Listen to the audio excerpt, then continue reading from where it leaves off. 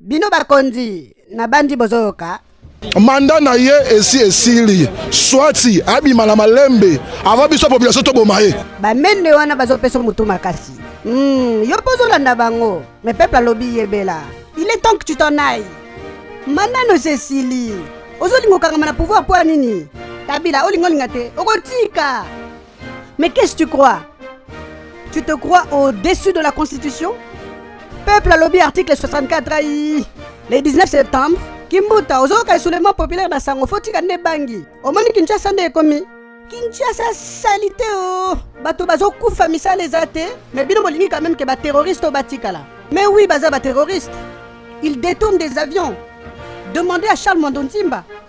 Vous avez empêché son avion d'atterrir à Kalemi et vous dites que vous n'avez pas peur? Kabila Mandé Sili. Le 19 septembre, population de César Malibanda. Talambongo, yona famille na osu bozui. Mais ba Congolais ba kufa nanzala. Kabila, ton bilan était catastrophique. Mandé Sili bazo biso veut dire tika na yo. Yebisanga salaire ba fonctionnaires à combien? Nos militaires sont parmi les moins bien payés d'Afrique alors que baron bazo bundela mboka. Bande ko ba policier, botika ko beta masasi. Mutazonyo ko la bino za Kabila na gouvernement na ye. Alors que vous faites un travail noble. Vrai ennemi na bino yeyo.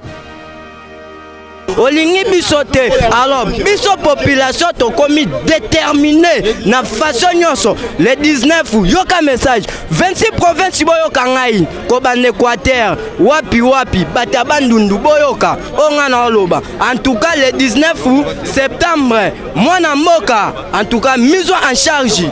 Kovana na ndaku te kovana te kobanda 26 natangi bien 26 provinces ya Congo. Eza ba Congolais boza libanda. Bino batu boza libanda mboka na biso. Le 19 septembre bon marché pona intérêt ya yo moko intérêt ya biso nyonso ba Congolais. Et puis pour terminer, boye bake Kamere à l'objectif dialogue, et ça pour bazo négocier masola kati. Azolinga bati premier ministre bozolanda.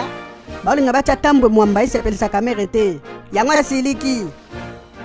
Ye caméra ba on négocier pour bacha vice premier ministre. Yango siko azo boyat. Chio kitundu alobaki on déjà za ba négociation. Boye ba ke caméra za la composante. Pona robenga na Kabila faut la vraie opposant. Bana Congo tous ensemble, je pense que vous avez compris. Le 19 septembre négociation aux alaté. Bondi melangai. Sorobi koza vraiment na mboka. Le 19 septembre bayebela.